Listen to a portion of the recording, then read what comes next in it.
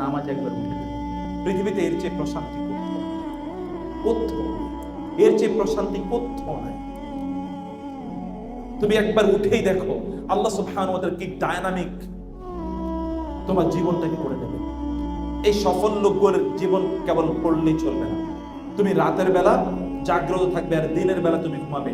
তুমি সফল হবে আর তুমি স্মার্ট হবে, এটা কখনোই হবে না। তোমাকে সত্যিকার অর্থে আল্লাহ তাআলা রাত কেন দিয়েছেন বলো তো? আল্লাহ রাত কেন দিয়েছেন? ঘুমানোর জন্য নাকি কাজ করার জন্য? দিন কেন দিয়েছেন? আল্লাহ সুবহানাহু ওয়া তাআলা কি আমাদের চেয়ে কম বুঝেন কখন ঘুমানো দরকার, কখন কাজ করা দরকার? আল্লাহ সুবহানাহু ওয়া তাআলা জানেন। আমি জন্য তোমাদেরকে বলবো, তোমরা যদি জীবনে সফল হতে চাও তাহলে তোমাদের রাতের একটা অংশ আল্লাহর জন্য নির্ধারণ করে দাও, একটা অংশ। এবং সেটা গভীর রাত, সেটা ভোর রাত। ফজর তো পড়বেই জামাতে ইনশাআল্লাহ, কিন্তু তার আগে তোমরা ঘুম থেকে উঠবে এবং উঠে তোমরা জামাতে সালাত আদায় করবে। এবং দিনের যে শুরুটা, তোমরা ছোটবেলায় পড়ে এসছো না যে early birds catches the worm, অর্থাৎ যেই পাখি সকালে ঘুম থেকে উঠে ও কি পায়? ও আসলে পোকামাকড় অথবা খাবার পায়। যে পরে ঘুম থেকে উঠে তো পায় না। এটা তোমরা ছোটবেলা, এটা তোমরা হিসেবে প্রবাদ বাক্য হিসেবে পড়েছো। Morning shows the day, how do you start your morning will ultimately make your day. তুমি তোমার সকালটা কিভাবে শুরু করেছো, তোমার দিনটা কিন্তু তুমি এভাবেই। সকালে তুমি অলস হয়ে, আমরা কবি নজরুল আমাদেরকে বলে গিয়েছেন, তোমার ছেলে জাগলে মাগো রাত পোহাবে তবে।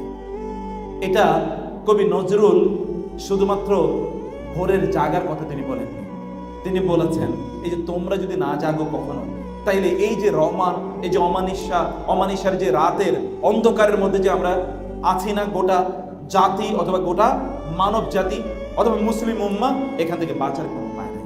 তোমাদেরকে অবশ্যই তা করা দরকার। এবং তৃতীয়ত হচ্ছে, আমি তোমাদেরকে বলবো যে অন্যের প্রতি শ্রদ্ধাশীল হওয়া, ছোটদেরকে স্নেহ করা, বড়দেরকে সম্মান করা। এবং এই জন্য বেশি বেশি দরকার সালামের প্রচলন। তোমরা কি সবাইকে সালাম দাও বলো তো? আজকে দিকে আমরা শপথ করতে পারি, সকল ফ্রেন্ডদেরকে আমরা দেখলে প্রথম যে কথাটি হবে তা হলো সালাম। রাসূল সাল্লাল্লাহু আলাইহি ওয়াসাল্লাম বললেন যে তোমরা ইবদাউ বিস সালাম, তোমরা শুরু করো কি দিয়ে? সালাম দিয়ে।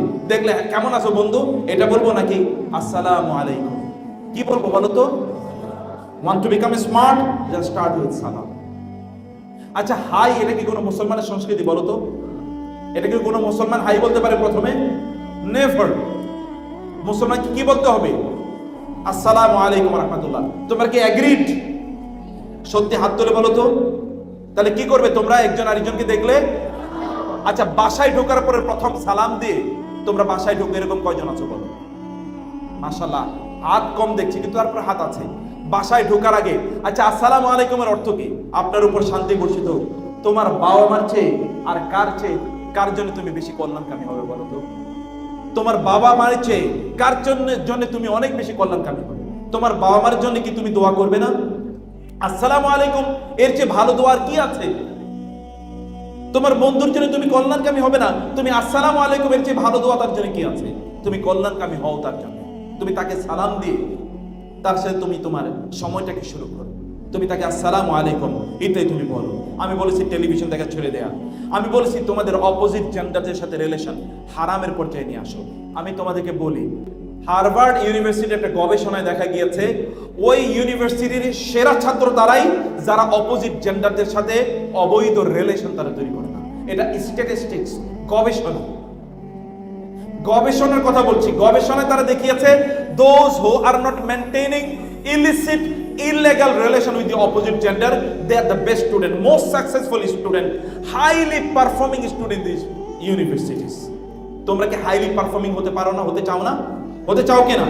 তুমি অন্যের সাথে গল্প করে যে সময়টা কাটাবে, এই সময়টা তোমার পড়াশোনার মধ্যে তুমি কাটাও না। তোমার তো পরবর্তী জীবন ভালো হওয়া দরকার, তাই না? পরবর্তী জীবন তোমার ভালো। এখানে যারা আছে তোমরা মাশাআল্লাহ সবাই বড়, এই জন্য আমি এই কথাগুলো বলছি। যদিও এই কথাগুলো সবসময় পাবলিক বলা যায়ও না। তোমরা বড় এবং তোমাদেরকে এখন একটা সেন্সিটিভ এইজে তোমরা আছো। তোমরা প্লিজ এই সময়টাকে তোমরা এগুলোকে কাটিয়ে দেবে। তোমাদের আল্লাহর সাথে সম্পর্কটা বিল্ড আপ করো। মাল্লাহুল মাওলা ফালাহুল কুল, আরবিতে বলা হয় আল্লাহকে যদি তোমার পক্ষে রাখতে পারো, গোটা পৃথিবী তোমার কাছে এসে আত্মসমর্পণ করবে ইনশাআল্লাহ। পৃথিবীর সবচেয়ে বড় প্রবলেমটা হলো মানুষ তার নিজকে নিয়ন্ত্রণ করতে পারে না। এটা পৃথিবীর সবচেয়ে বড় প্রবলেম। তুমি তোমার নিজকে নিয়ন্ত্রণ করা শেখো, তোমার নিজকে নিয়ন্ত্রণ করা শেখো। অপ্রয়োজনীয় কথা বলা থেকে তোমার নিজকে তুমি রক্ষা করো। আমি হাদিসের এই কথা দিয়ে শুরু করেছিলাম, মিন হুসনি ইসলামিল মারই তারকুহু মা লা ইয়ানি। একজন মুসলিমের তার দ্বীনের শ্রেষ্ঠত্ব হচ্ছে যে অপ্রয়োজনীয় জিনিস থেকে সে তার নিজকে বিরত রাখে। আমি তোমাদেরকে একটা ফর্মুলা বলে যাই, তোমরা কতটুকু ইংরেজি জানো আমি জানি না, কিন্তু আমি বিশ্বাস করি গিয়াসউদ্দিন স্যার যে স্বপ্ন দেখেন তোমরা অনেক স্মার্টলি ইংলিশ বলবে, এটা স্যার নিশ্চয়ই সেভাবে এখানকার আয়োজন করেছেন। এবং তোমাদের নিজেকে, আমি ইংরেজি ভাষা শিখলে তুমি অনেক ভালো চাকরি পাবে এবং লোকেরা তোমাকে বলে ইজ স্মার্ট, ভেরি স্মার্ট, আমি এই জন্য বলছি না। তুমি যদি ভাষা শেখো, কমপক্ষে তুমি এর মাধ্যমে মানুষের কাছে মানবতার মেসেজগুলো কমিউনিকেট করতে পারবে। মোস্ট অফ দ্য পিপল, যেহেতু এটা international language, it has become common day language, এটা এখন কমন প্লেস ল্যাঙ্গুয়েজ হয়ে গেছে, প্রত্যেকেই কিছু না কিছু বুঝে। অথবা এর মাধ্যমে তুমি মানুষের কাছে দাওয়াতি কথাগুলো তোমরাই মানুষের কাছে পৌঁছাবে, দ্বীনের কথাগুলো মানুষের কাছে পৌঁছাবে। এই জন্যে তুমি ভাষাটি শিখবে। আমি তোমাদেরকে বলি, যদি তোমরা কমপক্ষে এই তথাকথিত আনপ্রোডাক্টিভ ওয়ে থেকে তোমাদের সময়কে ডেইলি 1 ঘন্টা কাট অফ করে যদি তোমরা এই ভাষা শেখার জন্য ব্যবহার করো, তোমরা, আমি গ্যারান্টি দিচ্ছি তোমাদেরকে, তোমরা 6 মাসের মধ্যে ইংরেজি ভাষার জাহাজ হয়ে যেতে পারবে ইনশাআল্লাহ। এটা কি হওয়া সম্ভব না বলো তো? 6 মাসে প্রতিদিন যদি 1 ঘন্টা হয়, তাহলে 1 মাসে কয় ঘন্টা বলো তো? 30 ঘন্টা। 6 মাসে কয় ঘন্টা? 3 6 18, 180 ঘন্টা। 180 ঘন্টা লাগে না কোন একটা ভাষাতে দক্ষতা অর্জন করার জন্য। You never need 180 hours in order to become excellent in any language. It is English, or it is French, or it is Japanese, or it is Bangla, or it is Arabic. কোন ভাষা শেখার জন্য 180 hours rigorous এটা লাগে না, কিন্তু এটা তুমি করতে পারো। সোশ্যাল মিডিয়া, এই সময়ের সবচেয়ে বড় ভাইরাসের নাম হলো সোশ্যাল মিডিয়া। ভাইরাস বুঝো তো? এই ভাইরাস করোনা ভাইরাসের চেয়ে মোর ডিস্ট্রাকটিভ। এই ভাইরাসের নাম কি? Social media. এটার নাম যারা সোশ্যাল মিডিয়া দিয়েছে, নিশ্চয়ই তারা একটা জায়গায় ভুল করেছে। এটার নাম পুরোটাই হলো আনসোশ্যাল মিডিয়া। এটার নাম কি? Unsocial media. এই মিডিয়া মানুষকে প্রচন্ডভাবে সোসাইটি থেকে কাট অফ করে দেয়,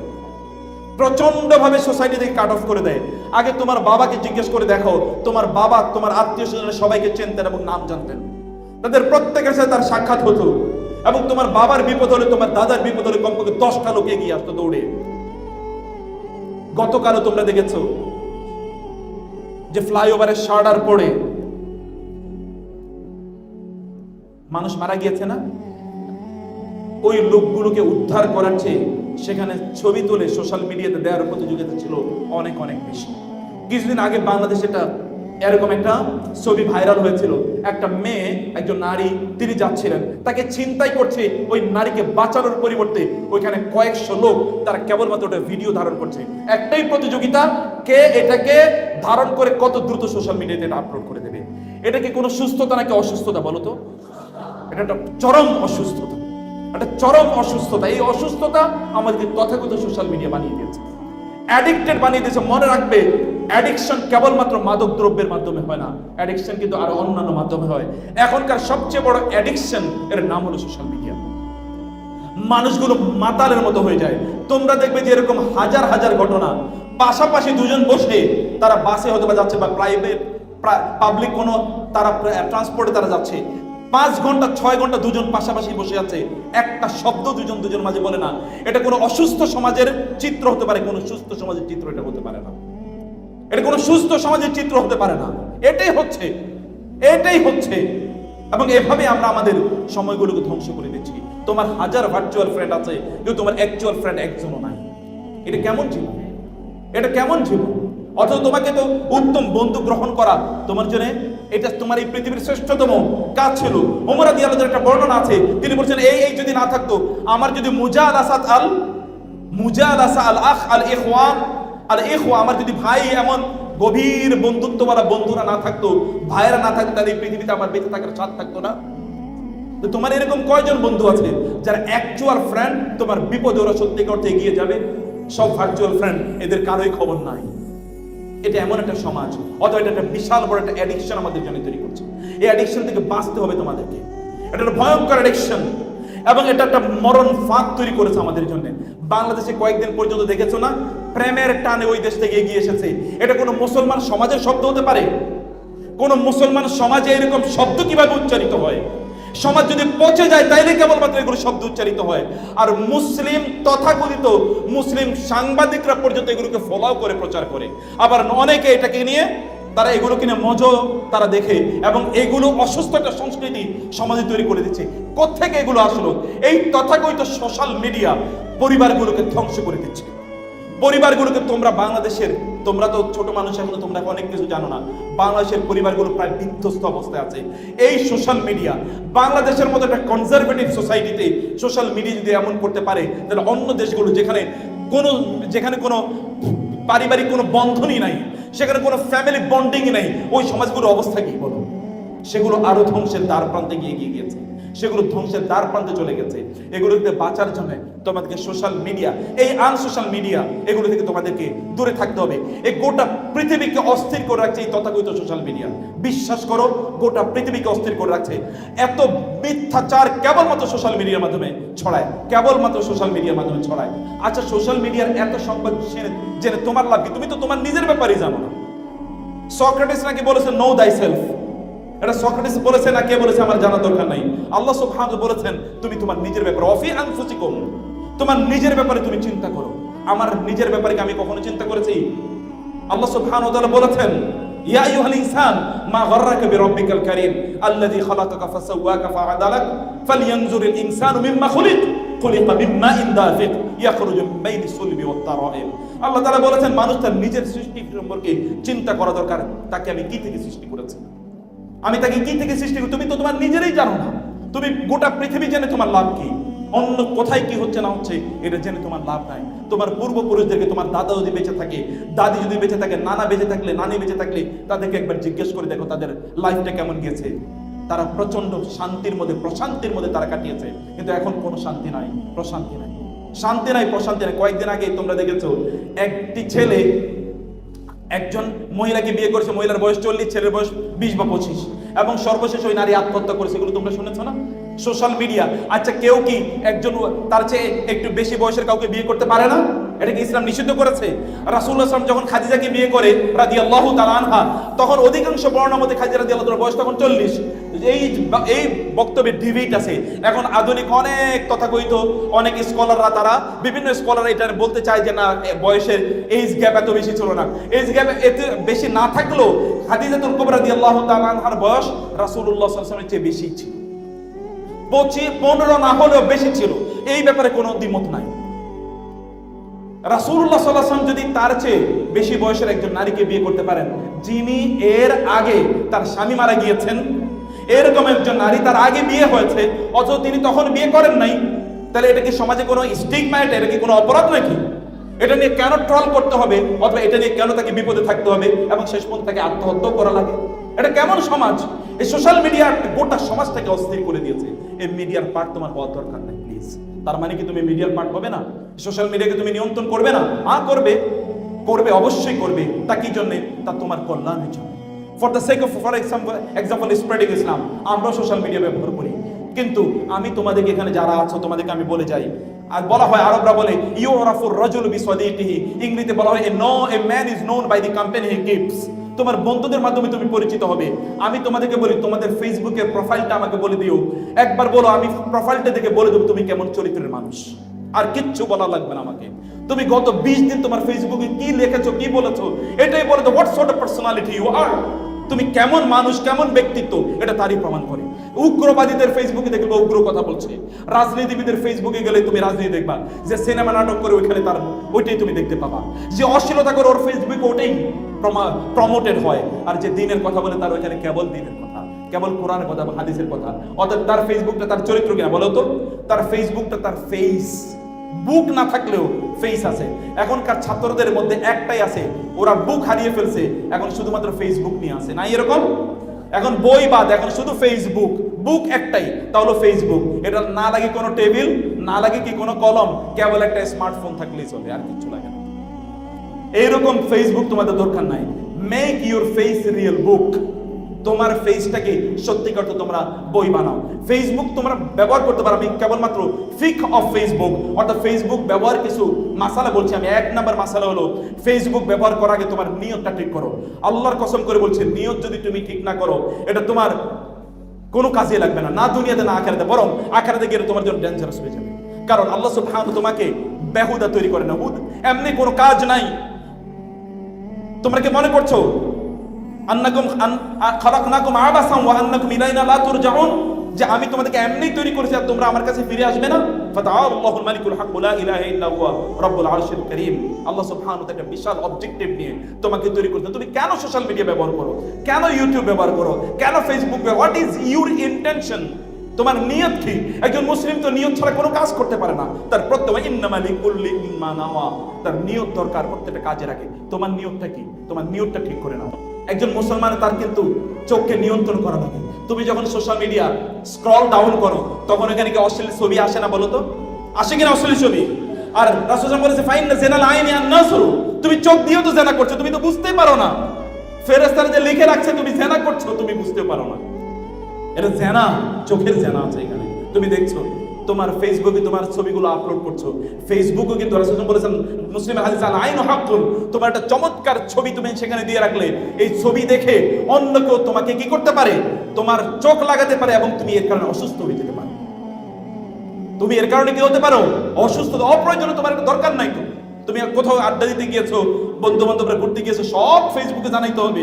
আল্লাহর দুই একটা জানাও না please. Communicate with Allah rather than with the people. তোমার 10টা 50টা 1000 10,000 10 কোটি লাইক করলে তোমার লাভ কি? এই পৃথিবীতে বহু লাইক খোর আছে, আমি তাদেরকে জানি। আল্লাহ সুবহানাহু ওয়া তাআলার দৃষ্টি তারা এত ঘৃণিত যে জাহান্নামের সর্বনিম্ন জায়গায় ওদেরকে পাঠাইলো। জাহান্নামের কি? জাহান্নামের লস। জাহান্নাম চাইবে না যে আমি এদেরকে পাই। জাহান্নাম বলবে এদেরকে আমার কাছ থেকে দূরে সরানো। এরকম লোকের লাইকের অভাব নাই, আছে না এরকম? তুমি সিনেমা নাটক যারা করে, অশ্লীলতা যারা করে, দেখবা লাইকের অভাব নাই। তুমি এত লাইক, আল্লাহ সুবহানাহু কয়টা লাইক দিচ্ছেন তোমাকে, তার পিছনে তুমি ঘুরো।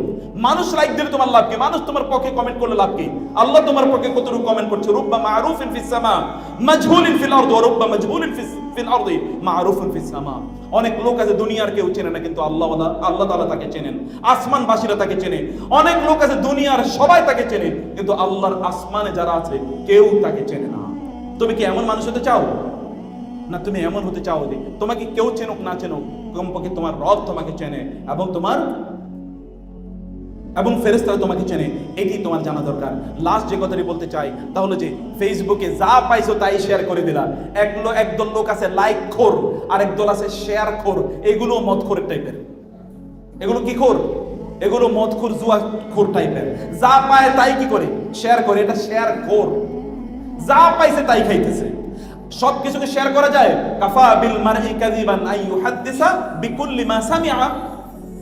হাদিসে এসে একজন ব্যক্তির মিথ্যাবাদী হওয়ার জন্য এতটুকু যথেষ্ট, যা শুনছে তাই প্রচার করে দিচ্ছে। আল্লাহ সুবহানাহু ওয়া তাআলা বলেন ইযা জাআহুম আমরুম মিনাল আমনি আউল খাউফি আযাউ বিহি।